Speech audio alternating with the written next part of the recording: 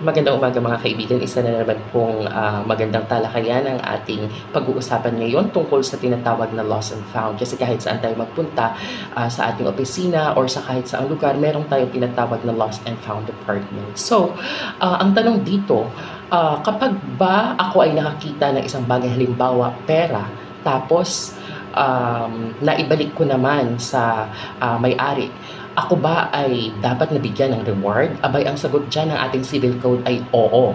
Kung atin pong babasahin ang Article 719 up to Article 720 ng civil code, sinasabi dito na ang bagay na nahanap ng isang tao ay dapat i-deposito sa mayor's office or sa municipality kung saan ito natagpuan, at ang mayor po ay dapat na maglathala or i-publish yung pagkakakita ng bagay na nawawalang yon within 2 consecutive weeks. Ngayon, sa loob po ng 6 na buwan pagkatapos ng publication, kung ito ay hindi makita ng may-ari or hindi nakita yung may-ari, ito dapat ay award sa kung sino yung nakahanap ng bagay na yun, especially kung ito ay pera. Ngayon, kung ang may-ari naman ay nahanap, ang may-ari ay obligadong magbayad ng 1/10 na bilang reward. Ito ay obligasyon ng may-ari na bigyan ng 1/10 ng total ng presyo ng property na nakita o yung bagay na natagpuan. Yun lamang po mga kababayan. Salamat.